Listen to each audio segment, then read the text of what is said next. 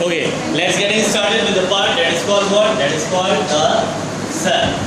We know very well that the cell is the basic structural and functional unit of life.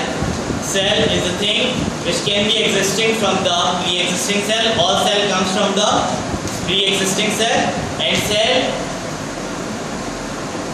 can be divided. Reproduce कैसे करेगा? How does the cell can reproduce? By means of what? By means of cell. So regarding about for the cell, I will have to make the point from the cell theory, which was being given by Sheldon and Shawn. Which was being given by what? Sheldon and Shawn. This is cell. यहाँ पे 3 points है, markup करो. And what is the first point? You can have to tell me. Cell is the basic structural and functional unit of life. All organisms composed of one or more cell, and all cell arises from its pre-existing cell. So that is somewhat the basic theory we are regarding about for cell. If I am talking about for cell, so class, who discovered cell? The cell will be discovered by means of Robert Hooke. Okay, cell will be discovered by Robert Hooke. So what is the thing which have to be discovered first? Either the cell or the microscope? Microscope हुआ इजाद तभी. So we can see about the thing that is called what? Cell. So who discovered microscope? So microscope would be discovered by means of Galileo. Galileo discovered microscope. But what do we mean by the word microscope? Either what is it? It's a machine, it's a device, or it's an instrument. You are calling it as an instrument. क्या होता है instrument? Book में लिखा हुआ है, देखा बोल दिया. याद किया हुआ है, देखा बोल दिया. Instrument क्या होता है? Instrument क्या होता है? क्यों का instrument? Why you are saying about for instrument? क्यों नहीं है? Device क्यों नहीं? हाँ? नहीं, there are certain microscope. ये तो आपके लेवल का माइक्रोस्कोप है ना, जिसमें आप लाइट के लिए मिरर यूज कर रहे हो, और मिरर सनलाइट और ले जाके रखते हो माइक्रोस्कोप को सनलाइट में. हमारी माइक्रोबायोलॉजी की लैब में सनलाइट अलाउ ही नहीं है. मतलब वो डिज़ाइन ही इस तरह से हुई है कि वहाँ पे सनलाइट आ ना सके. और वहाँ पे लाती सी बात है, माइक्रोबायोलॉजी की लैब में हम माइक्रोस्कोप को यूज़ करेंगे. तब अगर सनलाइट नहीं आ रही तो माइक्रोस्कोप को कैसे पावर अप करेंगे लाइट में? नहीं भाई, इलेक्ट्रॉन माइक्रोस्कोप के लिए ये रूम छोटा है. लाइट माइक्रोस्कोप भी होता है. लाइट माइक्रोस्कोप में कुछ ऐसे माइक्रोस्कोप होते हैं जिसके लिए हमें इलेक्ट्रिसिटी पावर बल्ब लगा हुआ होता है. जिस तरह जहाँ पे तुम लोग का मिरर लगा हुआ होता है, वहाँ पे हमारे माइक्रोस्कोप में छोटा सा बल्ब लगा हुआ होता है जो कि इलेक्ट्रिसिटी ऑपरेटेड है. So if you are saying an instrument are those things which cannot require electricity, so that is wrong. Instrument are those device, machine, appliances which can be used in laboratory. Should be used in laboratory practices. तो ये चीज़ याद रखना. एक अगर organic chemistry की side पे जाते हो, फार्मास्यूटिकल कंडीशंस की तरफ जाते हो, तो आपके पास इंस्ट्रूमेंटेशंस का एक अलग सब्जेक्ट आएगा जिसमें आप इंस्ट्रूमेंटल केमिस्ट्री पढ़ोगे, in which you are studying all those things which is required to analyze the chemical. जिसमें हमारे पास स्पेक्ट्रोफोटोमीटर होता है, क्रोमेटोग्राफी ऑपरेटर्स होते हैं, ठीक है, HPLC होता है. तो वो सारी चीज़ें क्या कह रहे हैं? They all are referred to be as what? Instrument. तो इंस्ट्रूमेंट क्यों कहा? Which are required for lab analyzing. जो सारी चीज़ें आपकी लैब एनालाइजिंग के लिए जो डिवाइसेस यूज होती हैं, जो अप्लायंसेस यूज होती हैं, that are called as what? That are called as instrument. तो microscope is an instrument which is required to see the small object and it makes it enlarge, and it will be discovered by means of what? It will be discovered by whom? It will be discovered by Galileo. So class, if I am asking about for microscope, थोड़ी बहुत बातें करते हुए चलते हैं microscope के हवाले से. The microscope works on the principle of magnification and resolution, isn't it? And now what do we mean by the word magnification and resolution? Magnification. What do we mean by the word magnification? Magnify करना मतलब it is responsible for what? It is responsible for enlarge the size of object. जो आप size देखते हो उसको enlarge करना, उसके size को बड़ा करना. That is called what? Magnification. What am I talking about for resolution? Now what is that resolution? Picture को clear करना. That's very great. Clear the image of object. That is called what? Resolution. Enlarge the size of object. That is called what? Magnification. If you are zooming anything, एक picture देखो और उसको zoom करो तो उसका resolution मजीद clear होता है या रेजोल्यूशन ब्लर हो जाता है? ब्लर हो जाता है। तो microscope works on to the basis of two principles. It magnifies the size of object as well as it clears the size of object as well. ठीक है? Now the microscope works on the basis of following principle. Either it works on the principle of light, either on X-ray or either on electron. लेकिन अब fortunately हमारे पास दो ही conditions ज़्यादातर use होती हैं, one is light, one is electron. ठीक है? और लाइट माइक्रोस्कोप के हवाले से बात की जाए तो it having the two types of microscope, simple light microscope and the compound. Which type of microscope you are use in your lab practice? Compound. Why? What is compound? मतलब more than one lens is that's come for compound, and having only a single lens that's called what? Simple microscope. Okay, now one more thing I will have to make it over here.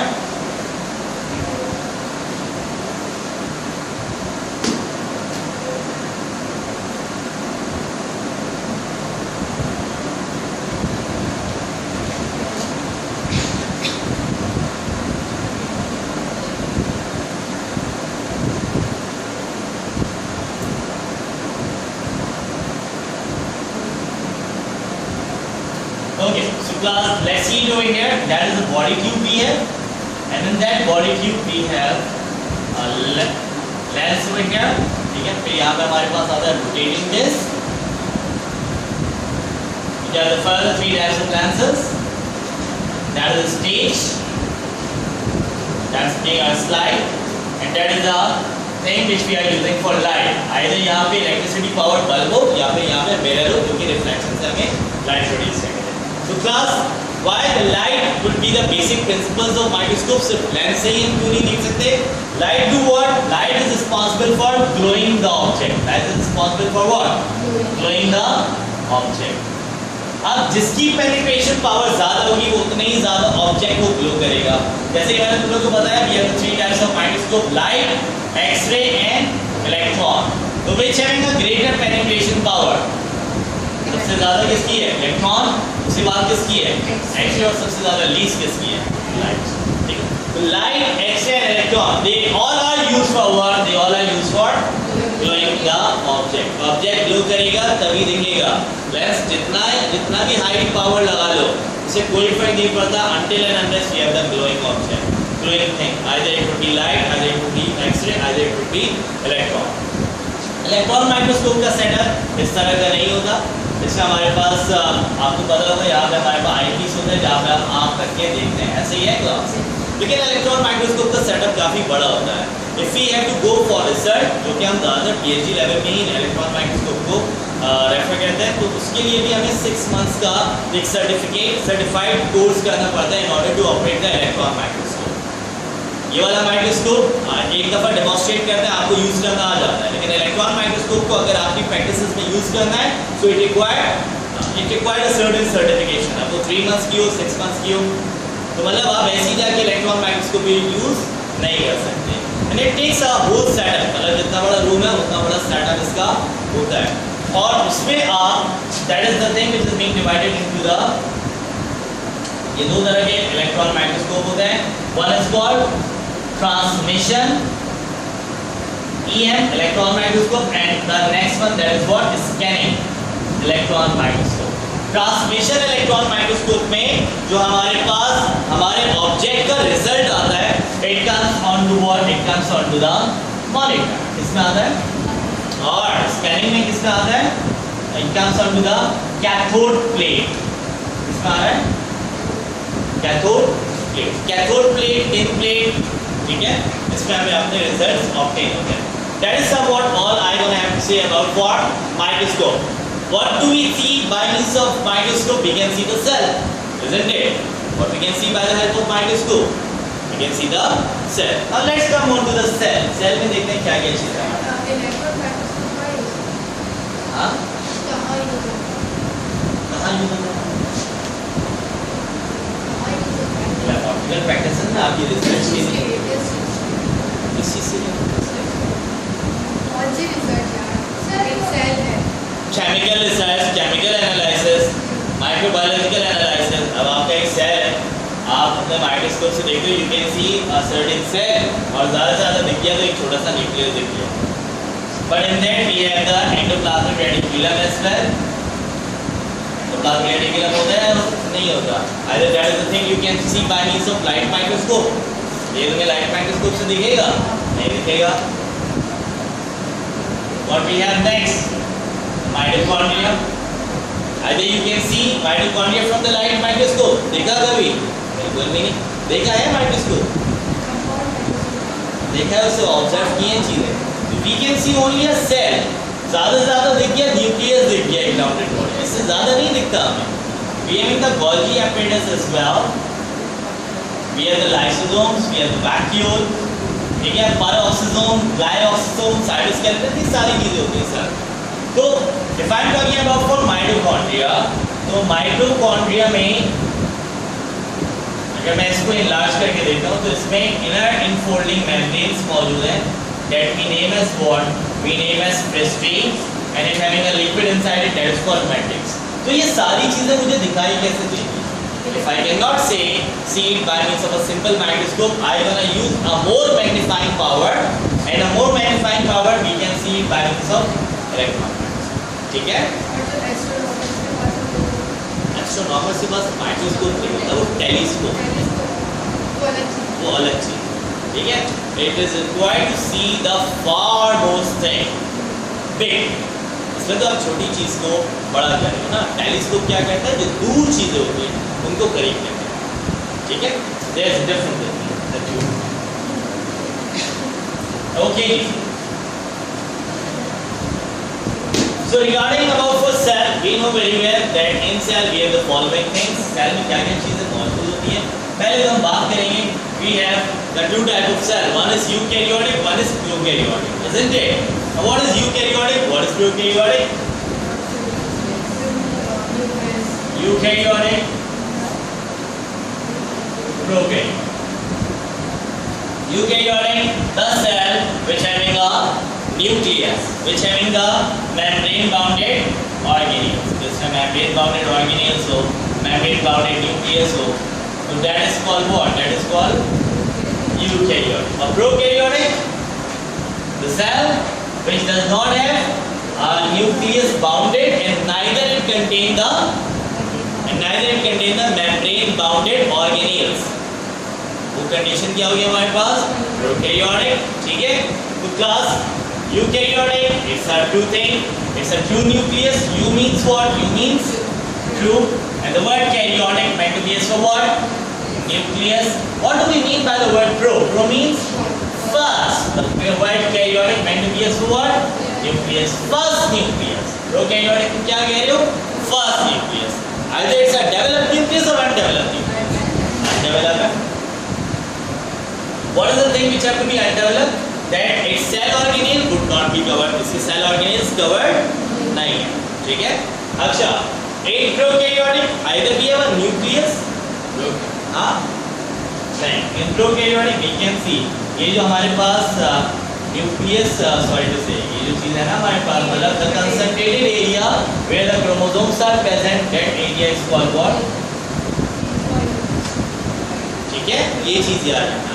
Either the prokaryotic contain nucleolus, nucleoid, chromosome और a nucleus. तो बच्चा अक्सर mark करके आता है nucleus. तो ये समझता है कि सर सिर्फ न्यूक्लियर मेम्ब्रेन तो नहीं है ना, न्यूक्लियस तो मौजूद है. So we call that thing not as nucleus but we call that thing as nucleoid. याद रहेगा ये? Next. हाँ भाई. हाँ. प्रोकैरियोट्स में भी क्रोमोसोम्स होते हैं. क्रोमोसोम नहीं होगा ऑर्गेनिज्म ही नहीं होगा. ऑर्गेनिज्म हैविंग क्रोमोसोम और क्रोमोसोम के अंदर डीएनए मौजूद होता है. डीएनए होगा तो ऑर्गेनिज्म. देखो no to chromosome the chromosome would not be found into the any certain body. Chromosome किसी सर्टेन बॉडी के अंदर नहीं है. It would be concentrated somewhere. ठीक है? And it would be defined on to the phase of division. और उस concentrated phase को हमने क्या नाम दिया? न्यूक्लियोइड. ठीक है? ओके. तो that is somewhat in prokaryotic they are non membrane bounded. So एक वर्ड से याद रखो it is non membrane bounded. And if I'm talking about for eukaryotic, they are membrane bounded. Just see it over here. देखो भाई यहाँ पे मैंने तुम लोग को माइटोकॉन्ड्रिया बताया, माइटोकॉन्ड्रिया यहाँ पे न्यूक्लियस है, to class that mitochondria and nucleus they both are being what in eukaryote they are being bounded. इसके अंदर अपने itself liquid मौजूद होते हैं जो कि different होते हैं from where, from the cytoplasm. क्या हो गया? कॉकरोच क्या हो? कॉकरोच डर रहा है तुम लोगों से? कॉकरोच डर रहा है ना? समझा दो भाई, प्यार से मना करो स्टार्ट। है देखो भाई, तो थिंक भी एक और हैव सी इट हो गया। अच्छा भाई अब सुन लो बात। The eukaryotes having cytoplasm and its nucleoplasm or matrix differentiated. ये न्यूक्लियस है, न्यूक्लियस के अंदर का लिक्विड क्या कहलाएगा? न्यूक्लियोप्लाज्म, ठीक है। The both cytoplasm and nucleoplasm would be differentiated. चले जाओ भाई, बेचारा डर डर के साइड साइड से जा रहे हैं, जा रहे हैं। But if I'm talking about in prokaryotes, in prokaryotes, the nucleoplasm and protoplasm, मतलब यहाँ पे protoplasm differentiated नहीं है, यहाँ पे protoplasm क्या हो रहा है? Differentiate हो रहा है। Here we have the cytoplasm which is surround the cell and here we have the nucleoplasm which is inside the nucleus, ठीक है। तो ये दोनों separate हो रहे हैं ना, किससे? They are being separated by means of what? By means of nuclear membrane. To class, remember that cytoplasm, nucleoplasm both having different chemical nature. दोनों का chemical nature क्या होता है? Different होता है। Just for example, अगर मैं एक कंटेनर लेता हूँ, उसको सेपरेट करता हूँ एक पार्ट से, एक में रखता हूँ वाटर, एक में रखता हूँ ऑयल, दोनों लिक्विड है, दोनों सेम है, दोनों सेम है? नहीं ना, दोनों लिक्विड है, लेकिन दोनों की केमिकल और फिजिकल प्रॉपर्टी डिफरेंट है। अगर वाटर ऑयल से सेपरेट है तो ये 100% प्योर है, 100% अपनी एक्टिविटी देगा। ऑयल वाटर से सेपरेट है, ऑयल 100% प्योर है और अपनी 100% एक्टिविटी देगा। मेरी बाइक में ऑयल गर्म हो रहा है, क्या मैं वाटर डाल के लेवल कर सकता हूँ? लेवल ही तो करना है, लिक्विड है ना, डाल दो लेवल हो जाएगा, हो सकता है? नहीं, क्यों? Because both having different chemical property. अगर मैं बोलूँ कि ऑयल और ये सेपरेशन हटा दो बीच से, तो क्या होगा? ऑयल और वाटर क्या हो जाएंगे? मिक्स हो जाएंगे। Either this condition can produce its 100% efficiency or not. ये कंडीशन अपनी 100% एफिशिएंसी दे सकेगा? Let's see it over here. Prokaryotic में प्रोटोप्लाज्म डिफरेंशिएटेड नहीं है, तो either this prokaryotic can produce its 100% efficiency or eukaryotic can produce eukaryotic. Why? Because its protoplasm would be differentiated. Cytoplasm बोलो, nucleoplasm बोलो या फिर अंदर का मैट्रिक्स बोलो, माइटोकॉन्ड्रिया का, they all are being what? They all are being separated by means of what? By means of membrane. By means of what? By means of membrane. और ये membrane किसमें मौजूद नहीं होती? प्रोकैरियोट्स में मौजूद नहीं होती। क्या मौजूद है next? Protoplasm, that is the whole cell liquid, will be divided into the nucleoplasm, would be divided into the cytoplasm. Whole cell liquid को आप क्या कहोगे? प्रोटोप्लाज्म।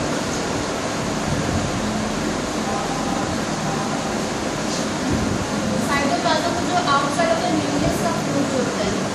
साइटोप्लाज्म, सॉरी दोबारा बोलो।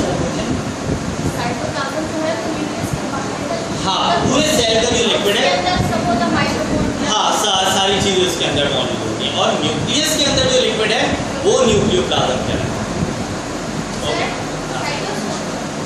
Cytosol, that is cytoplasm, cytosol साइटोसोल्यूशन।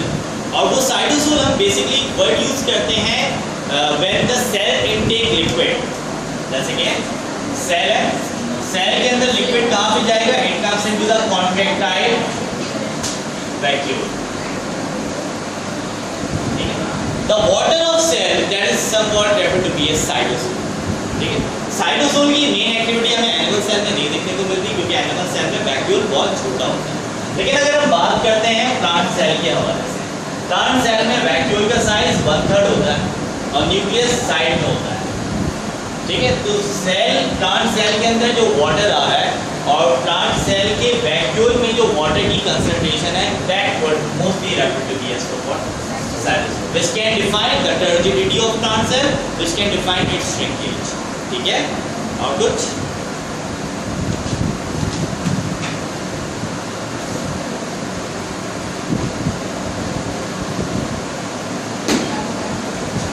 Now let's come on to the part. Thus we know very well that in cell what we have the thing that is called what? Nucleus. Inside cell we have a thing that is called what? Endoplasmic reticulum. Inside cell we have a thing that is called what? Golgi body, isn't it? Inside cell we have a thing that is called what? Mitochondria. But if I gonna have to separate all the things from the cell, मुझे nucleus चाहिए इस cell से बाहर. What did I gonna do? और साथ निकालूंगा, nucleus को अलग कर दूंगा. पहले ये सारी चीजें क्या करूंगा? निकाल दूंगा, उसके बाद न्यूक्लियस निकालूंगा. I use a technique that is called what? Now what is centrifugation?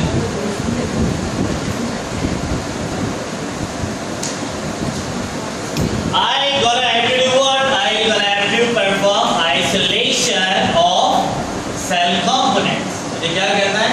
I gonna have to do what? I gonna have to perform isolation of. Now what is cell components? Cell components इसी को कह रहे हो, nucleus को, endoplasmic reticulum को, mitochondria को. तो मुझे इसको क्या करना है? आइसोलेट करना. आइसोलेट करना मतलब सेपरेट करना. And how does I gonna separate? Scissor लूंगा और काटना शुरू कर दूंगा. क्या करूंगा? सेंट्रीफ्यूगेशन. सेंट्रीफ्यूगेशन क्या है? बोल रहे हो सेंट्रीफ्यूगेशन. सेंट्रीफ्यूगेशन होता क्या है?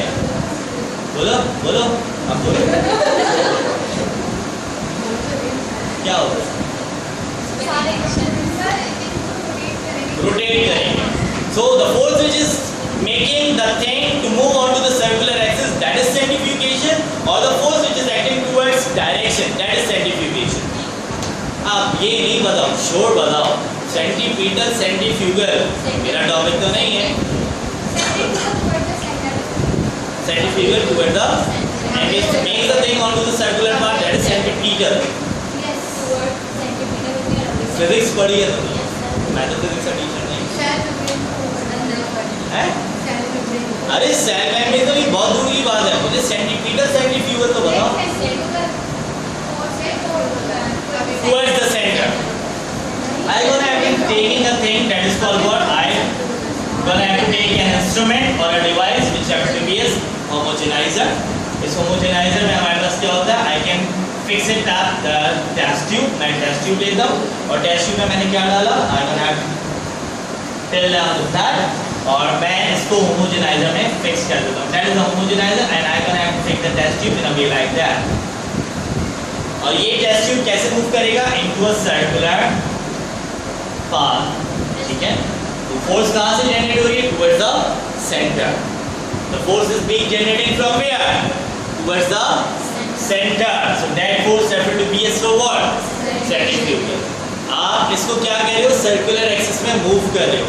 तो इसकी speed, when anything moves into the circular path, it speed would be counted in what? RPM. What is it? Revolution पर स्क्वायर मीटर या रेवोल्यूशन पाकिस्तानी मूवमेंट. अरे क्या नाम है? हो सकता है ना? तो क्या होगा? आरपीएम, रोटेशन पर मिनट. नहीं देखो बुक को, नहीं मिलेगा इतनी जल्दी. नहीं मिला. रोटेशन पर उस पर लिखा हुआ भी नहीं है. अब मुझे इस चीज़ से क्या डिफाइन करवाना है? मैं कौन सा क्वेश्चन यहाँ पे तुम लोग के लिए पिक करूँगा. देखो, अब आप अपनी बुक्स को आप देखो. तुम लोग ने न्यूक्लियर, ये तुम लोग क्या कहते हैं, टेस्ट ट्यूब्स को देखो. ठीक है?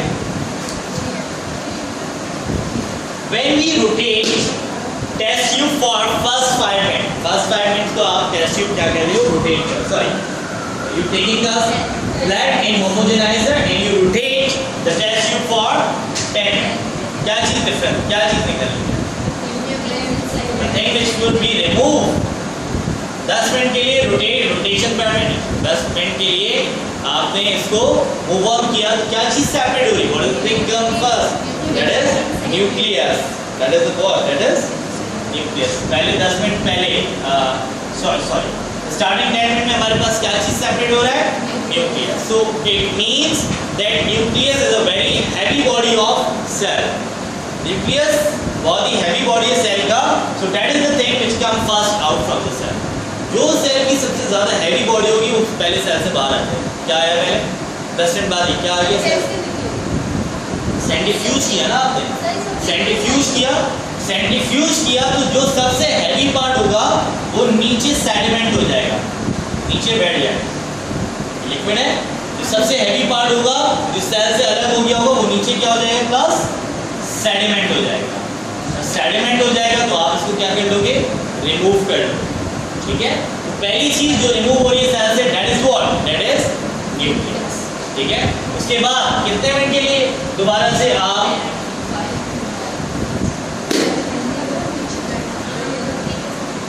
कितने मिनट के लिए और मशीन रोटेट करें?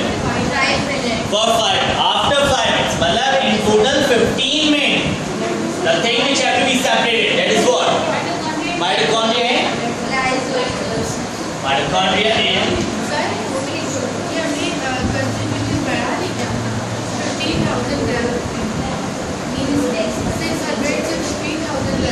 कंसंट्रेशन आप मास बढ़ा रहे हैं, मास बढ़ाते जाए ब्लड. ठीक है. ताकि आपका सेडिमेंटेशन रेट अच्छा आता है. सेडिमेंटेशन रेट जो हो वो अच्छे से अच्छा आता है. That's why you increasing the mass.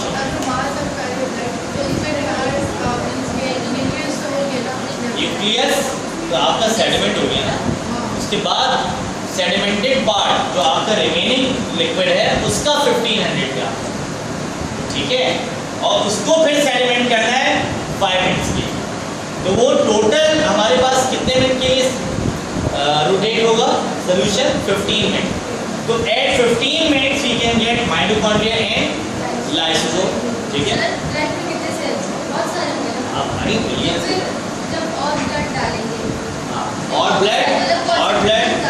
और ब्लड नहीं, यही जो चीज़ हमने सेडिमेंट करवाई थी ना उसी का और लिक्विड हमें लेना है in order to get mitochondria and lysosome after 5 minutes. ठीक है. ये जो सोल्यूशन बचा है ना. ठीक है. जस्ट फॉर एग्जांपल ये 600 लिया था, 100 ग्राम क्या हो गया? सेडिमेंट हो गया. ठीक है. ये 500 आया हमारे पास. ठीक है. इस तरह के कितने सोल्यूशन है? 3. ठीक है. फिर हमें 5 मिनट के बाद उसको मजीद क्या करना है? रोटेट करना है. So after that what we get? Mitochondria and lysosome. Next what? 60 minutes. After that what we have seen for 60 minutes what could be the thing we can get? Ribosome, Endoplasmic reticulum. endoplasmic reticulum. यही है. And what next after that? That is all. उसके बाद हमारे पास क्या है? Soluble portion of cytoplasm. Soluble portion. That is what cytoplasm. Remember that. If they can ask you, अब यहाँ पे देखो क्वेश्चन कैसे पूछा जा सकता है. What is the thing comes at last when we centrifuge the cell? Remember that. Ribosome and endoplasm. What is the thing which comes after approx 75 minutes? 75 minute बाद हमारे पास कौन सी चीज आती है? तो ये भी क्या याद रखोगे?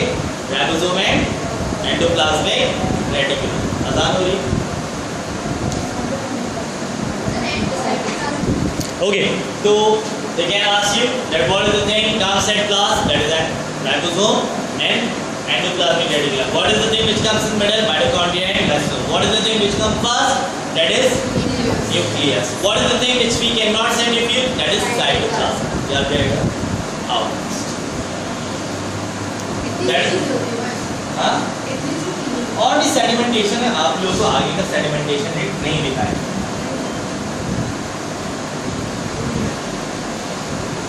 Now the next thing which you will have to see that is somewhat about for regarding about for cell. Okay, what are the things here inside the cell? क्या क्या चीजें होती हैं सेल में? तो अगर देखा जाए फिर सेल में हमारे पास क्या मौजूद होती है? The cell is being covered by a layer that is called plasma membrane. ठीक है. Inside it we have a liquid that is called what? Cytoplasm. उसके अंदर हमारे पास क्या होता है? Nucleus. उसके बाद हम क्या पढ़ेंगे? Endoplasmic reticulum. उसके बाद हम क्या पढ़ेंगे? Endoplasmic reticulum will be of only one type, 2 type, 3 type, 4 type, 7 type. Will be of 2 type. One is rough and one is sintered. One is rough, one is याद रहेगा? Okay. Now what next we have the Golgi complexes. ठीक है? Having vesicles around it. Around vesicles मौजूद होते हैं. पढ़ोगे आगे. Vesicles are the small spherical body of Golgi's. Ribosomes, lysosomes, vacuole, cytoskeleton, peroxisome. That is some what we have regarding an animal cell. Now what we have in plant cell? If the plant cell is being covered by cell wall, how many layers of cell wall we have with that? कितनी होती है? कितनी होती है layer? 3 होती है. अच्छा.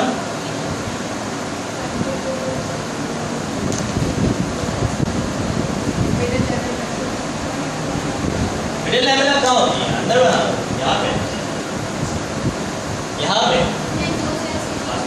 2 sales के बीच. जैसे कि ये 2 सेल है ना. 2 वॉल्स. ये प्राइमरी लेयर है, ये सेकेंडरी लेयर. मिडिल लेवल इसके बीच नहीं होगी. इन ये 2 सेल्स हैं. ये 2 सेल्स के बीच में मिडिल लेवल. ठीक है. तो जब हम सेल वॉल पढ़ेंगे तो स्टार्ट करेंगे. So that is the thing which we have regarding about for cell. Now let's start with the very first thing. We're gonna have to start. That is somewhat called plasma membrane. Why we call it plasma membrane? Because it is a membrane which covers the plasma, which covers the liquid. Okay? ये वो membrane है जो plasma को, plasma माने liquid, cover up करती है.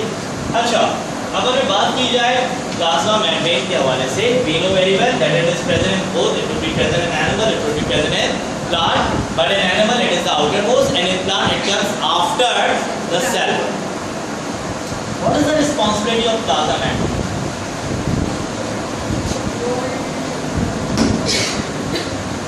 Plasma membrane, first of all, you're going to have to remember that it acting as what? It acting as semi-permeable. It acting as what? It acting as semi-permeable. But what do we mean by the word semi-permeable membrane? Huh? Perforated. What do we mean by the word perforated? So it can allow all the material to come in. It does not allow. So how it cannot allow the material to come in, and how does it not allow to go the material out? Okay. So first of all, we're going to have to know that plasma membrane is made up of what? It's made up of phospholipid along with protein. And its structure. Who gives this structure? हमें पता है. Fluid mosaic model. That is the structure which is being given by Singer and Nicholson. And what does he give? He gave the structure in a way like that. यहाँ पे phospholipid में पढ़ा भी है. पढ़ा है ये? पढ़ा है ना? I don't have to go as quick as I can.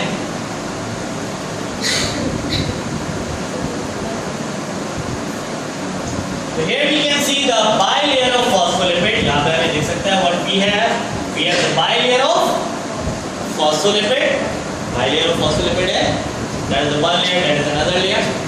इसको एक structure को देखो phospholipid के. So we can see the head and the thing which is being inside. That is what? Tail. The head we know it is what? It is hydrophilic.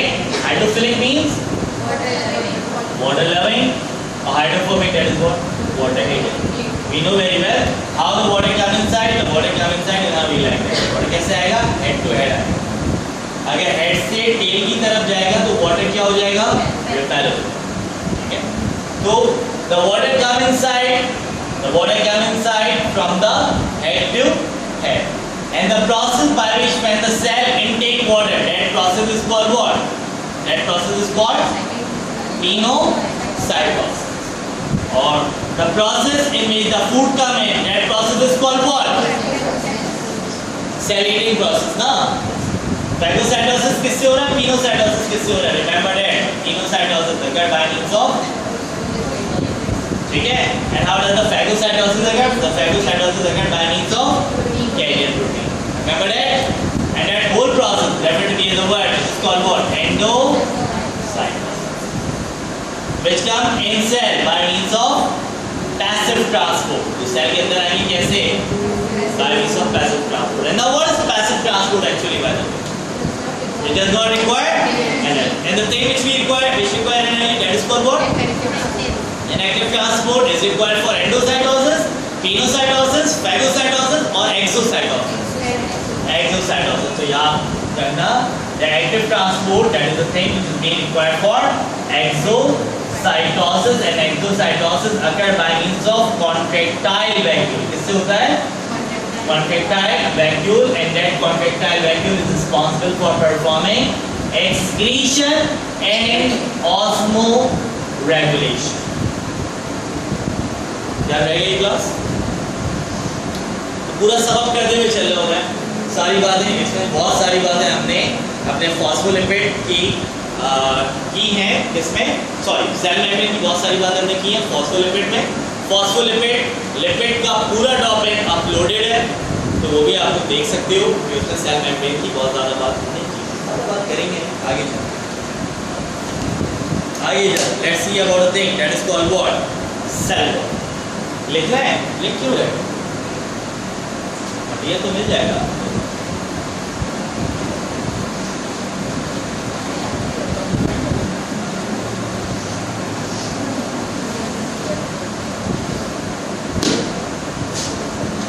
The thing comes next, that is called cell. Cell wall कितनी layers मौजूद होती हैं? 3 layers. We are referring it as primary layer, secondary layer, and the last, that is called what? Middle. Smartness कहाँ चले गए?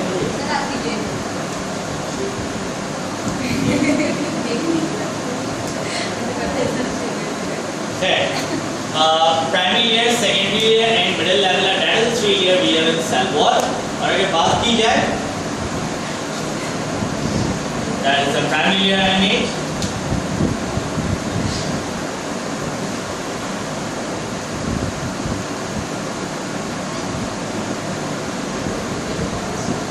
That is the secondary layer. ये चल रहा है।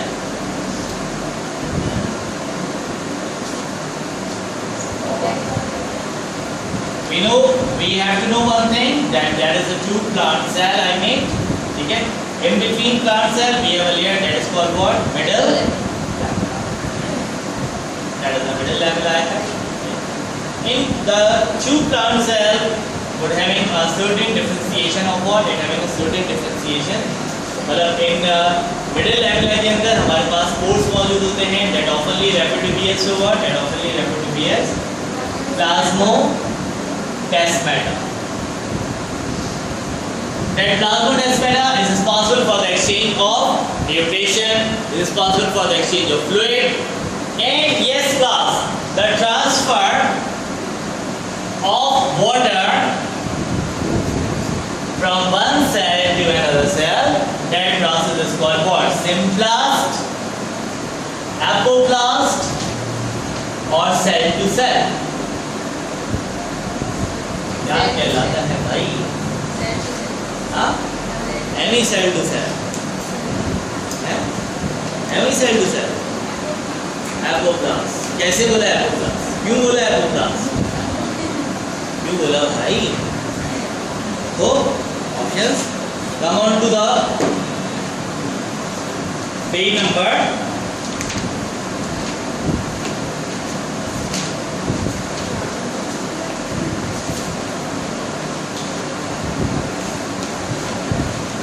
Come on to the page number 335.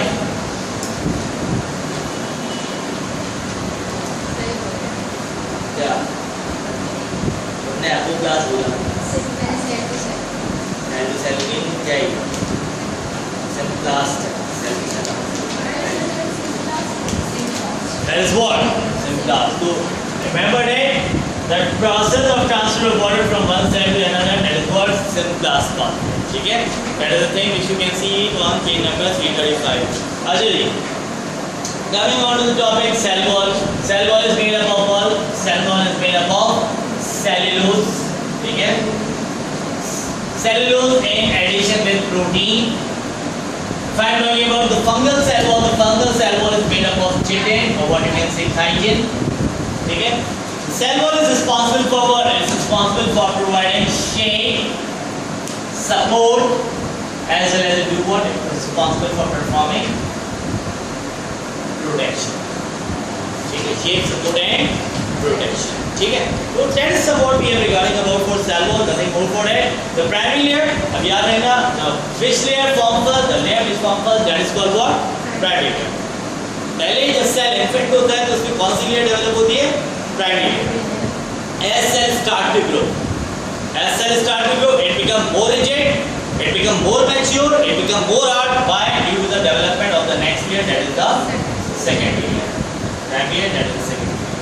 And the layer between the two plant cells, that is called middle lamella, which having a pore around it, that is called what, plasmodesmata, which is responsible for the transfer of water and minerals from one cell to another cell, and that process of transport is called Syncplast. कोई मसला, सही कह रहे हैं, that is the pore, pore present in between middle lamella, ठीक है।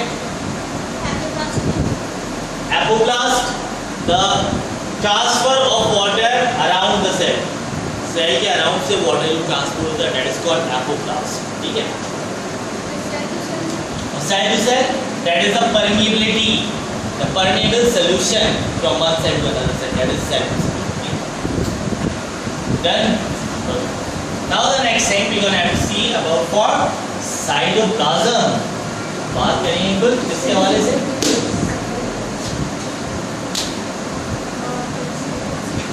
now what is that cytoplasm actually, by the way? We know very well that cytoplasm referred to be as for what, क्या कहलाता है cytoplasm, it referred to be as for what, referred to be as blood of cell, isn't it?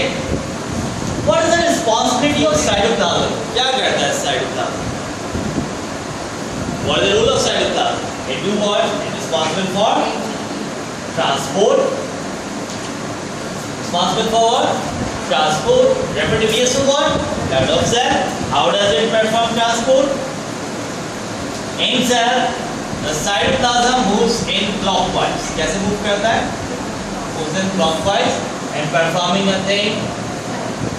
The process of movement of cytoplasm clockwise. Cytoplasm clockwise. जगह cytoplasm clockwise, in that way the cytoplasm perform its movement, and that process of movement is called what? Cyclosis. Cyclosis क्या है? The clockwise movement of cytoplasm, ठीक है? कोई मसला है ना? अच्छा, in cytoplasm we have two types of organelle, membrane bounded as well as in cytoplasm we have two types of organelle. One is membrane bounded and another one is non-membrane bounded. membrane bounded क्या होता है? membrane bounded जैसे कि इसमें हमारे पास क्या क्या आएगा? Nucleus, endoplasmic reticulum, mitochondria, Golgi bodies और राइबोसोम नहीं आएगा, लाइसोसोम, प्लास्टिड्स, साइटोस्केलेटन, ग्लाइकोऑक्सोसोम और लास्ट दैट इज पेरोक्सोसोम। और नॉन मेम्ब्रेन में हमारे पास तीन चीजें हैं। Number one that is called what, ribosome, centriole and the last that is vacuole. ये तुम लोग को पता होनी चाहिए कि कौन से ऑर्गेनेल्स हमारे मेम्ब्रेन बाउंडेड होते हैं और कौन से ऑर्गेनेल्स हमारे non membrane. Non membrane bounded कौन सा है? Ribosome, centriole, vacuole. इसके अलावा जितने भी वैक्यूल्स हैं ना, सारे membrane bounded. So let's coming on to the very first part. The very first part we have a thing that is called what? Nucleus. How nucleus आ रहे हैं? अरे भाई ये सारी चीजें लिखी हुई नहीं भी लिखी। Extrinsic protein, the protein it is present which is sandwiched between the two phospholipid. वो प्रोटीन जो दो फॉस्फोलिपिड के दरमियान सैंडविच हो रहा है, that is called the intrinsic, ठीक है। और वो प्रोटीन जो पेरिफेरी से मौजूद है that is called extrinsic. Periphery side तक मौजूद है दैट इज कॉल्ड व्हाट, ठीक है।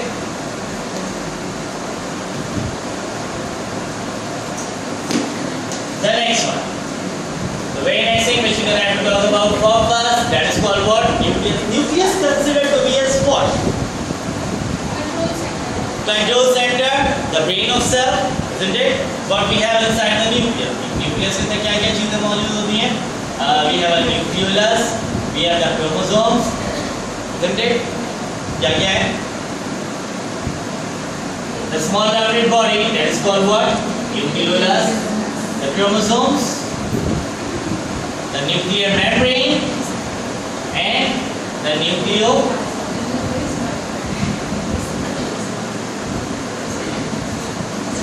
सही है? तुम लोग ही कंडीशन जो है वही बना दी ना, तुम लोग ही कंडीशन है ना ये। असली है बेटा, अंदर से दो हो तुम, ठीक है? खैर, nuclear membrane is responsible for what? What? Protection, isn't it? That the cytoplasm and nucleoplasm cannot mix up. Nucleoplasm do what? It is responsible for transport. Nucleolus, storage. भाई जितने भी पेंटोज शुगर है, फॉस्फेट ग्रुप है, nitrogen bases है, histone protein है, arginine, lysine, ये जितने भी अमाइनो एसिड हैं, सारे स्टोर कहाँ होते हैं? Chromosomes, it acting as a hereditary material, 111 for each and everybody. कोई मसला नहीं, सारी चीजें हमें पता है, ठीक है? एक एक वर्ड से मैंने टेस्ट किया। Nuclear membrane protection, it protects cytoplasm and nucleoplasm, protect मतलब सेपरेट, प्रोटेक्ट कह लो या फिर आइसोलेट कह लो, सेपरेट कह लो।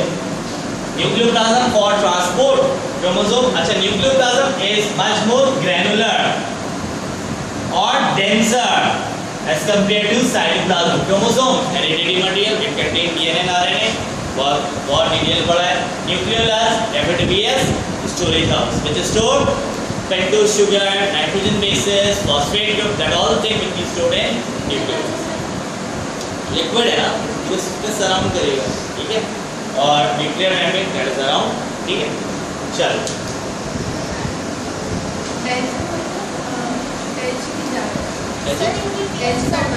जैसा मतलब थे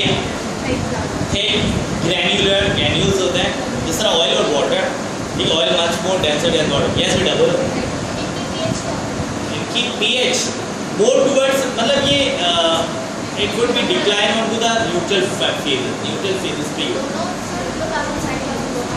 nucleoplasm much more acidic as compared to cytoplasm, having of nucleic acids, ठीक है?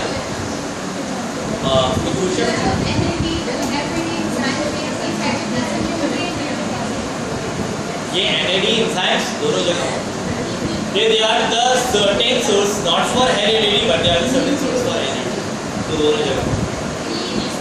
But the polynucleotide resides inside the nucleus. Okay, one more thing we know about for chromosomes. Chromosomes के बारे में हम बातें कर चुके हैं। That regarding chromosome having the structure that it having the two chromatid attached by means of that is the two chromatid,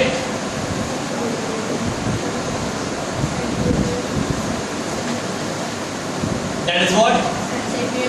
Centromere. It having the disc-like part, that is called what? Kinetochore. Kinetochore is a part from which the spindles are attached, and that chromatid having chromomere, एक क्रोमोनेमा है, that is what, ये जो अभी मैंने helical form किया है क्रोमोनेमा है, singular क्रोमोनेमेटा कहलाएगा। और इसके अंदर बीडेड लाइक स्ट्रक्चर्स होते हैं, जिसको आप क्रोमोमेर लिख दे रहा हूँ, that is chromomere, the bead like structure.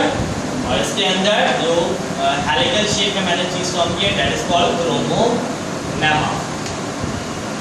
क्रोमोनेमा plural है, क्रोमोनेमेटा सिंगुलर कहते हैं, ठीक है?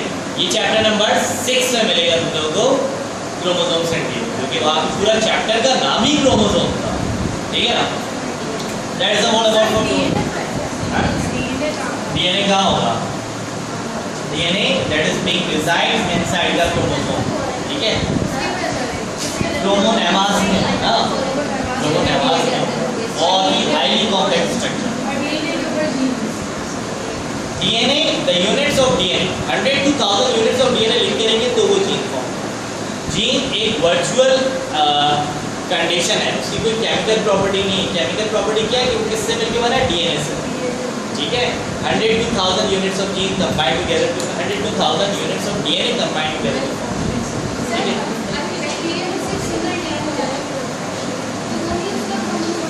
सारी चीजें उसकी वही एक्ट करेंगी। About you are saying about for bacteria या you are saying about for virus? Virus के बारे में बात करो, बैक्टीरिया के बारे में बात। If it is one DNA, it would serving as all, ठीक है। तो जीन भी एक्ट करेगा, वो क्रोमोसोम के तौर पे भी एक्ट करेगा, it would be acting as all। Plus अगर कहा जाए तो gene acting as a basic unit, but gene is made up of what, also made up of DNA, ठीक है ना। अच्छा, regarding about a part for the structure of chromosome या position of chromosome, we know very well that chromosome would be of certain position. When centromere is on top, that position is called what? ये position क्या कहलाती है? और when the one arm of chromatid is long, one arm is short, that is called what?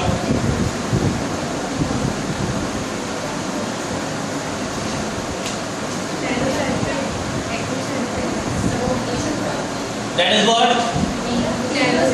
Telocentric. Telocentric क्यों कह रहे हो? Because the centromere is on top. And that is called what?